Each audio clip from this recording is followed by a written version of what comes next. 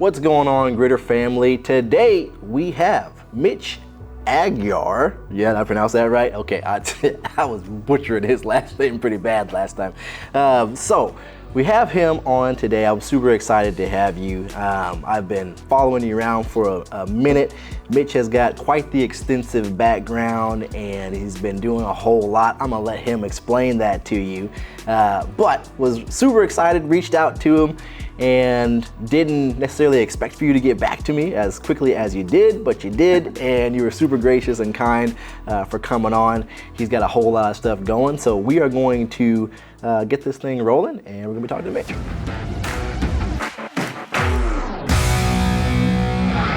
Hey, how you doing? Thanks for having me, Josh. Good, brother. Good. All right, so introduce us a little bit, our GRITR family to you. What have you been doing? What are you up to? And then we'll kind of start rolling into it. Yeah, sure. My name's Mitch Aguiar, former Navy SEAL, did 10 years in the SEAL teams, professional MMA fighter, been fighting competitively since 2012, and I'm also a entrepreneur. I launched my business, my primary business, MASF Supplements, in 2017. And then I launched my Jiu-Jitsu Academy in 2021, maybe? I don't know, 2021, Violent Hippie Jiu-Jitsu Academy. And I also launched my charity, Adopt-a-Cop BJJ, which is a 501c3. We pay for police officers to learn Brazilian Jiu-Jitsu until the rank of blue belt. Dude, that's a lot. That's a lot. Now, they sound pretty close as far as the timelines go when you started things, right? So was it always the vision to have the supplement, the jiu-jitsu, and the Adopt-a-Cop? Was it always kind of, back to back like that, or did it just kind of fall into place? No, the funny thing is I never planned on really doing any of these things. It just kind of happened, but the reason they're kind of all around I'm able to do them all because they're all kind of synergistic, and that's what I kind of planned or tried to do, is make my life synergistic with my businesses and everything. So they say if you like what you do, you'll never work a day in your life, right? Yeah. And entrepreneurship is, working 80 hours for yourself so you don't have to work 40 for someone else. Dude, ain't that the truth? I'm trying to do the same thing here. I'm trying to be like you when I grow up, right? But I think that's the dream too, right? So like you said, doing something that you love so you're never working another day in your life. So I'm kind of in the realm trying to do the exact same thing. I'm over here at GRITR. I love what I do. I love everybody that I work with, except for Gabby. Anyway, I'll fight Gabby a lot sometimes. But I wanted to go into your Navy SEAL background a little bit. So tell us, was that always a dream for you growing up when you were younger, or was that something that was a little bit of a later goal? Yeah, no, never even knew what a Navy SEAL was. I didn't have any intentions of joining the military. I had no desire to join the military. I graduated high school and wasn't sure exactly what I was going to do. I knew I didn't want to go the academia route, and just wasn't sure what I wanted to do. I was kind of bored. And my recruiter had caught me on the right day where I was bored and not sure what I wanted to do. And I knew I didn't want to stay where I was at the time. I was in Ohio. And just, hey, you want to be a SEAL? And I was like, sure, why not? Or he asked me if I want to join the Navy. And I said, yeah, sure, why not? And he's like, well, you look like you're in good shape. Do you want to be a SEAL? And I was like, sure, sounds good. Yeah, just very casual, right? Just yeah. I'm gonna be a Navy SEAL. That's fine, and you just hop in. I didn't really know what it was. Right. So it's nutty to me that you say that. Like I said, it is talking about it in conversation. It sounds very casual, like you just kind of moved into it. But what was your mindset back then? I mean, did you always have a really strong mindset? I mean, you said you didn't necessarily know what you're yourself into, so what that looked like? Yeah, I would say I've always had a good mindset, and I attribute that to my parents. They really did a great job with,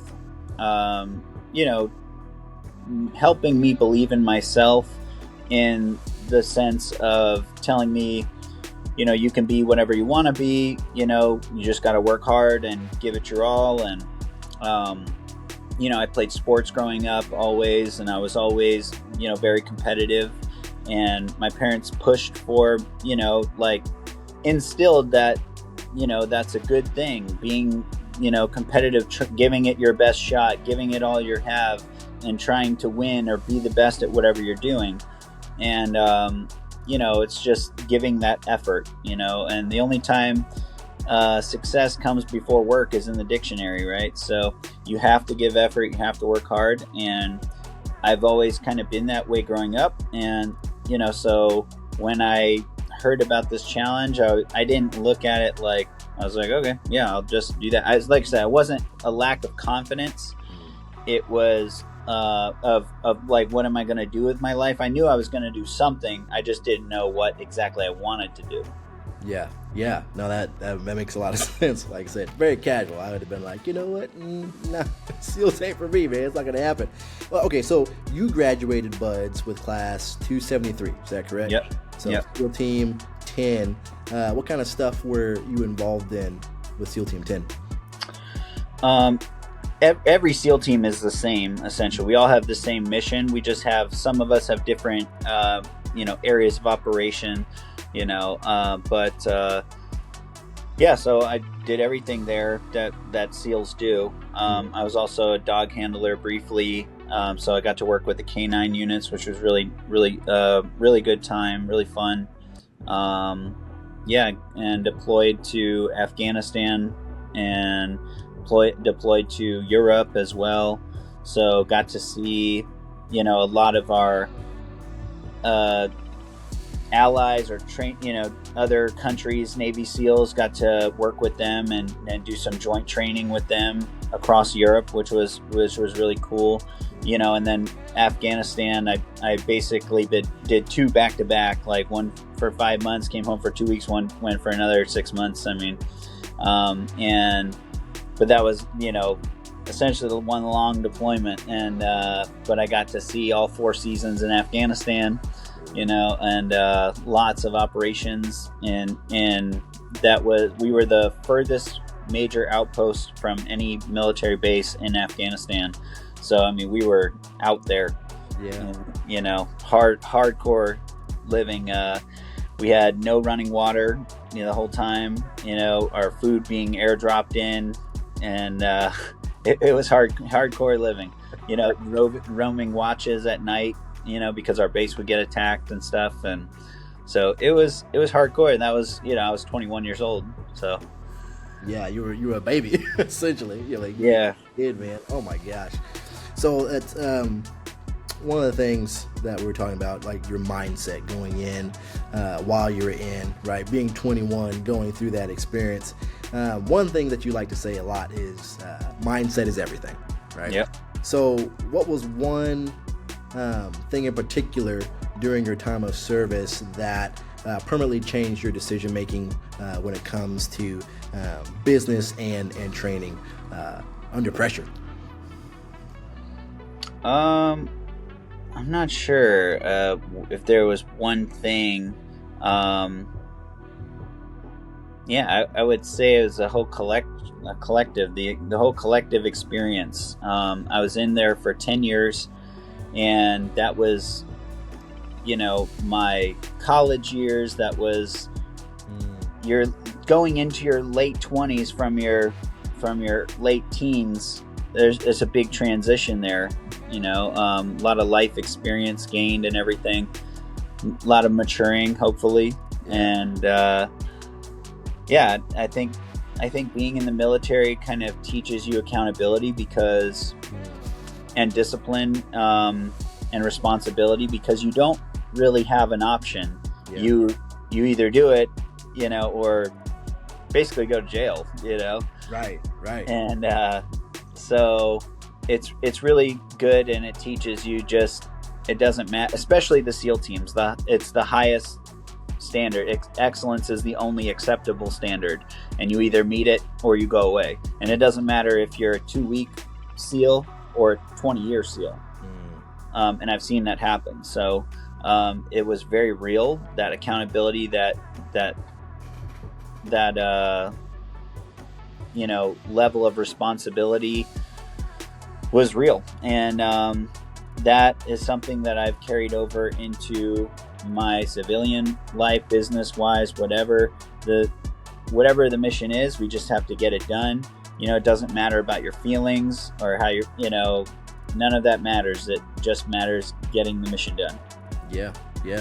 One of the things that we like to say is taking accountability for your skills or the lack thereof, right? So whatever you do with that decision is whatever you do with it, right? In your case, things were coming at you and it was like, you either have the skills to do it or you don't, right? You either have the mindset to deal with it or you don't.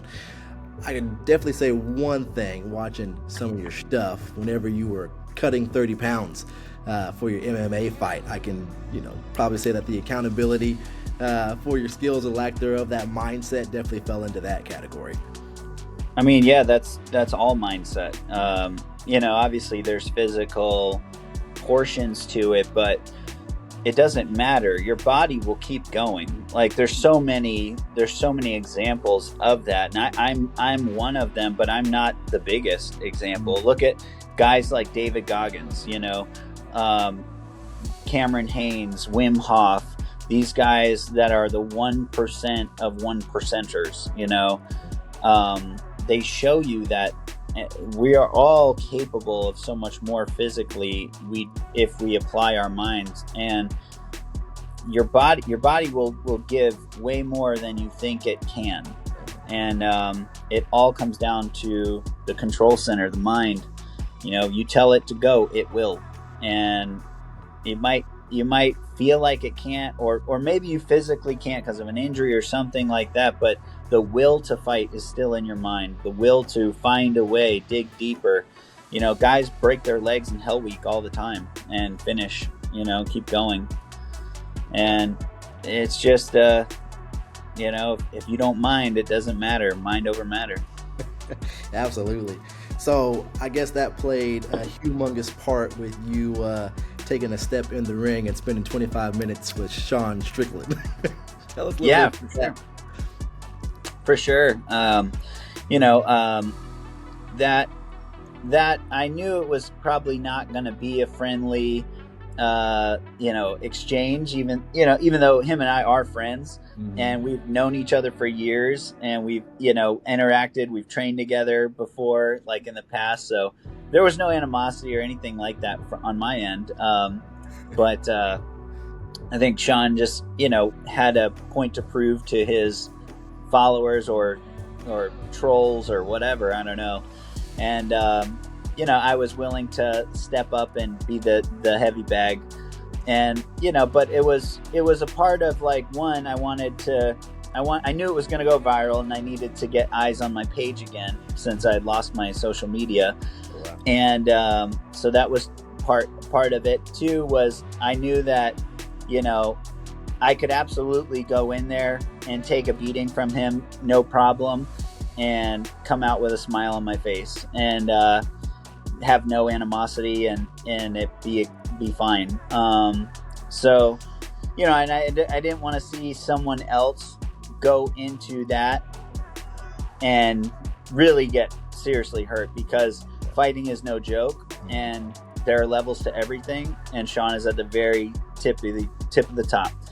And I don't care, if you're a big bad Navy SEAL, because when you strip away all that stuff, you don't have your gun, you don't have your team, you don't have your night vision, you don't have your body armor, you don't have grenades, it's just you in him, in a cage. And so I knew that, being also a fighter, and like if you put me in the ring with any random person, it's going to look the exact same, Exactly. And so, there's just levels to it. And so I figured I'd just take one for the team, knock out a couple birds with one stone.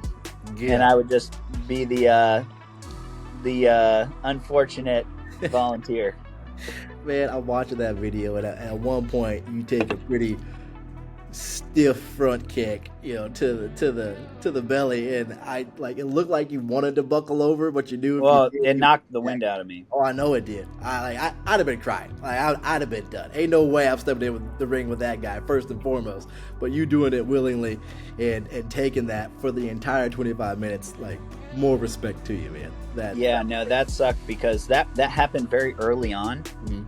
It was only like a minute in, or 30 seconds, or a minute 30. I remember it being very early, and he teeped me right, and it knocked the wind out of me. And if you've ever had the wind knocked out of you, there's almost nothing worse, because you want to breathe but you can't. And so I have this giant dude in front of me, killer fighter, and I can't breathe, and I look up at the clock and there's 24 minutes left. I'm like, oh man, this is gonna suck. Yeah. So so to all the people that are out there, right? I read an article that generally dudes overestimate their fighting abilities by 600%, right? I'd say it's more like 4,000%. Okay, sure. It probably is 10,000. Who knows, man? Right? I probably overestimate, my skills all the time. But you just see red. Yeah, exactly. I just flip the switch, man. I just turn into the Terminator, right? I go John Wick on everybody. Yeah. The things in your experience, what are the nuances, the practicalities, the misconceptions a lot of people don't know about being a professional fighter, about having those skills, elevating those skills? What does that look like? My own misconceptions with it initially, before I started fighting professionally, was when I looked at guys in the UFC, they were in the NFL, same how you kind of look at people in the NFL or the NBA and you think those people are just different. They're just genetic freaks. They're born, different than you and I. We're just normal people. Right. And I looked at people in the UFC like that, but that's not the case. It's really not. That, to an extent, you do need some really good genetics for NBA specifically, because, unless you're Spud Webb, a lot of those guys are pretty tall, right? And super athletes, and same with the football players. A lot of them are very large. Yeah. And, a couple positions are different, but I'm just speaking in generally. But with fighting, anybody can just put the work in and practice and learn the skills, and you will get good if you just do it and commit to it consistently. And it's so weird because you see some of the most unassuming people that are just killers, because they practice fighting. They practice it. They hone the skill, and it's a lot of time over and over and over and over and over in these scenarios. And fighting is a totally different cardio than any other thing in the world. Absolutely. Yeah. Because it also includes your adrenaline, your and all that. And I tell people, fatigue makes cowards of us all. And once you get fatigued, I don't care who you are, you're just helpless at that point. And again, experience will really play a factor in how quickly you get fatigued, or if your adrenaline is going or not, or if this is just another day. Right. To Sean Strickland, he's been fighting like this for a long time. I think he started fighting when he was 16 or 17, and as long as I've known him, which I trained with him the first time, I think in 2015 or 16 or something, he was sparring 4 days a week then, and he always did. He sparred all the way up to the day of his fights. That's just how he trained, and I always respected that. I always thought that was really cool, and I did a lot of sparring as well. But again, there's levels to things, and ever since he's been high up in the UFC, he's training with the best in the world. He's sparring Francis Ngannou. Yeah. He's, sparring like enormous people that are really skilled, high level, and he's doing it consistently over and over and over and over and over. So, it's just another day. Yeah.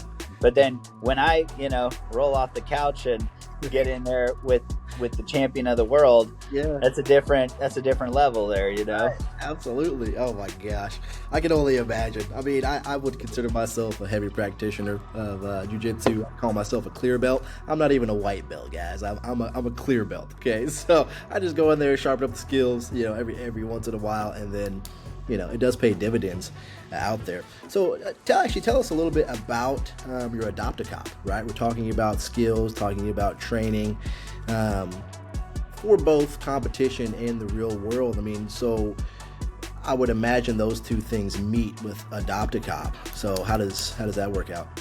Yeah, for sure. Adopt-a-Cop is, like I said, my charity that we pay for police officers to attend BJJ gyms all across the country. We're in all 50 states. We've graduated almost 400 officers to blue belt. And Jiu-Jitsu has a huge attrition rate, as you may know if you participate even a little bit.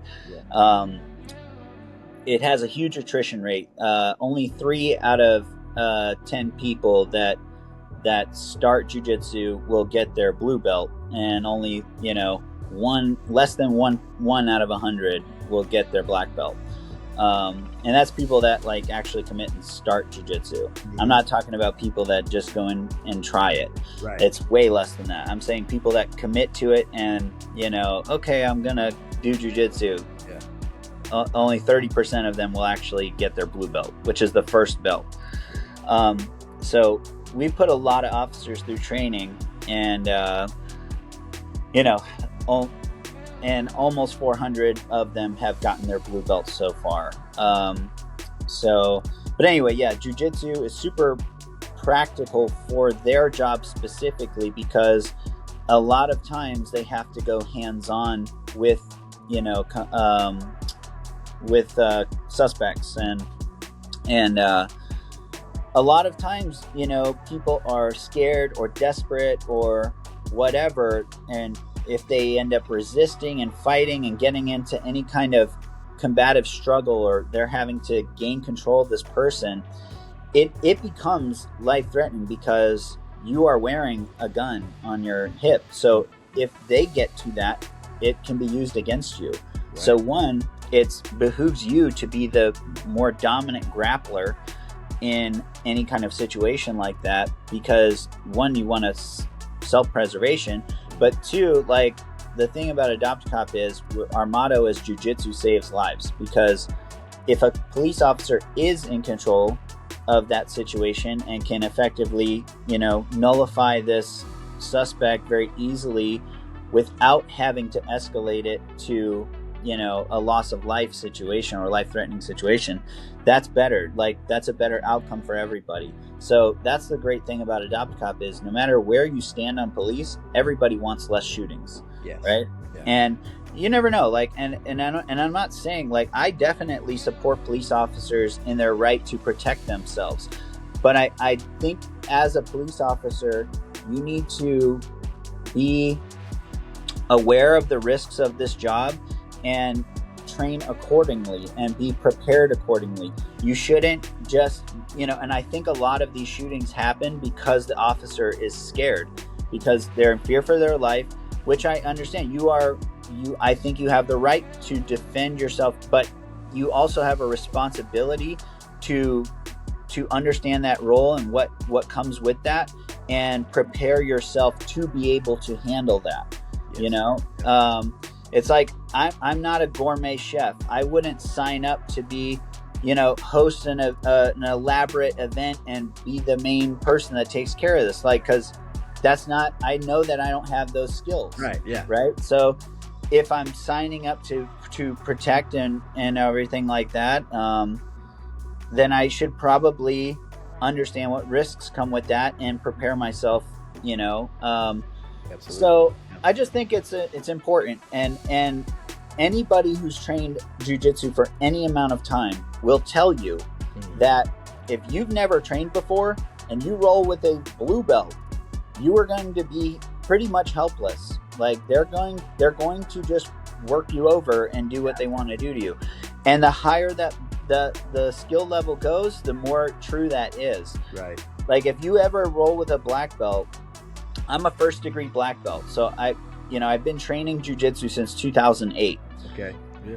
If you've never done jiu-jitsu, you have 0.0 chance of winning that altercation or scramble, or if we get into a grappling type situation, if I get my hands on you, you are completely helpless. It's a game. There's nothing you can do.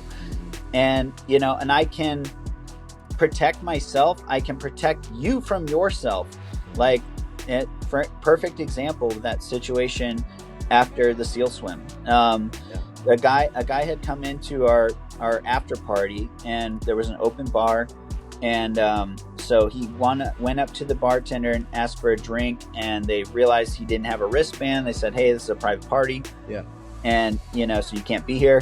He got all upset, whatever. The bouncers had to literally bring him out of the building, and he got all upset. Ego is involved, whatever, you can tell. And then he starts threatening the bouncers and ends up pulling out a knife. A couple of us jumped on him, and I quickly just had his back totally under control.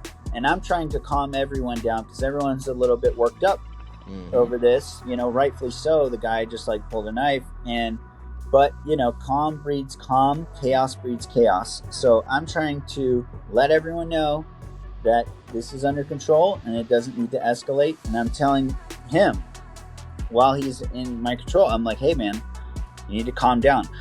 Because that's the thing is somebody could just be having a bad day, or a bad moment. You don't know what that guy's day was. Maybe he just found out his girlfriend was cheating on him. He just lost his job or whatever, and he's just pissed off and wants to have a drink, and and this is just makes him snap, and he's pissed off at whatever. That doesn't equate you having to lose your life.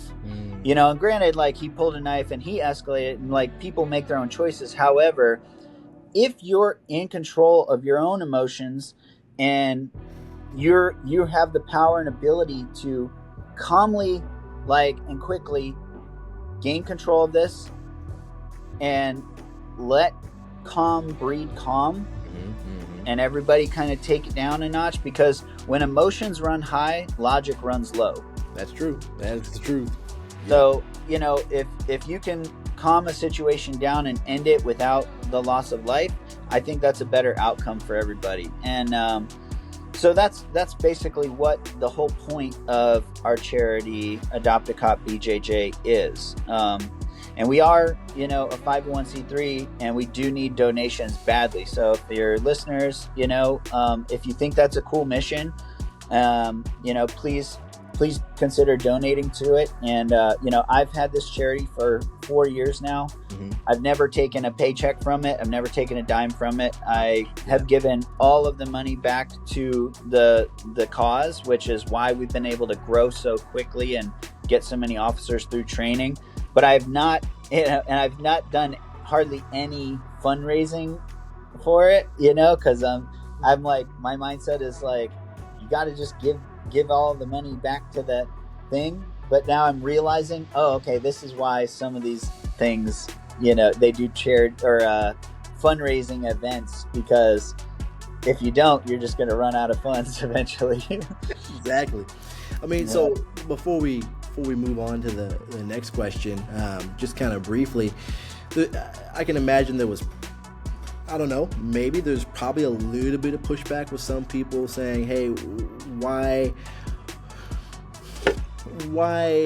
potentially make a person in a dangerous profession technically more dangerous, right, with training them in jiu-jitsu? Have you seen some really good statistics and numbers from the people in your Adopt-a-Cop saying that they've been able to use minimal force in order to wrap somebody else up? Yeah, exactly. So that's again where I believe that a lot of these shootings stem from their lack of confidence, the officers' lack of confidence in their own abilities to handle a situation like that, to go hands-on.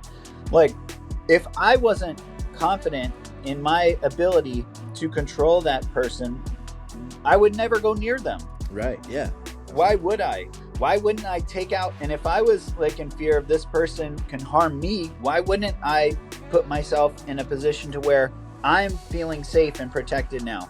You know, but I have so much experience from my jiu-jitsu background and fighting and all that stuff. Like, this is nothing new to me, going hands-on with a person, especially if you don't do this for a living. I do, or, you know, like, this isn't your world, this is my world. Like, how could you not feel confident? Like, when I do demonstrations with police officers where I will literally blindfold myself and just lay on the ground, and I'm like, go ahead, come subdue me. Wow. And then I just effortlessly submit them, because jiu-jitsu is done by feel. You don't need your eyes, you don't need your ears.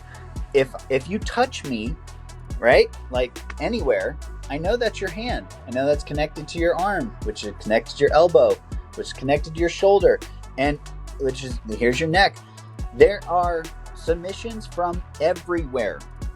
Everywhere, from your head to your toes, there is an option there for me to submit you. And the great thing is, it's not like I have to crank something and put you in, like break something to subdue you. I don't have to. I can bring you to that point of submission, and that's why they call it like the gentle art, because you can go super hard in jiu-jitsu, and at any point, if it's too painful, you just tap. And that ends it, right? So the point is, I can bring you to that painful point of submission from anywhere without using my eyes or ears, just my feel, because it's a proven system. It's not guesswork. Right. There's an answer to it. If your hand is here, the answer is this. And, you know, again, it's a proven system. I would say that I'm a pretty, you know, what's the word? I am pretty qualified to speak on this. Like, I'm a subject matter expert. I'm a former SEAL with combat experience. You know, I wrote the curriculum for hand-to-hand combatives in the SEAL teams, and was the main program manager and head instructor for it for 4 years. Well, he's a little qualified to talk. You know, I'm a first degree black belt in jiu-jitsu. I'm a pro MMA fighter. You know, I fought in Thailand. I've fought in glory kickboxing. You know, I've competed in everything there is, essentially. I practice all the martial arts out there. I've basically done all of them or trained with them. And I just will tell you that jiu-jitsu is by far the most legitimate, and, you know, and it's the most powerful for these reasons. And yeah, it's just great because, again, cops don't need to, you don't need to harm someone. I don't need to break your arm to make you submit. I can bring you to that point and hold you there and say, you know, hey, calm down. Like, and if you want to like keep going, I can break your arm, and now you're really screwed. But like, most people are going to be in self-preservation mode. And the other great thing is, it doesn't matter. Like, let's say a person is just zero, they're not interested in submitting. You can break my arm, I don't care. You know, I'm never going to stop, whatever. Great. And you're a big, bad, strong, crazy guy, cool.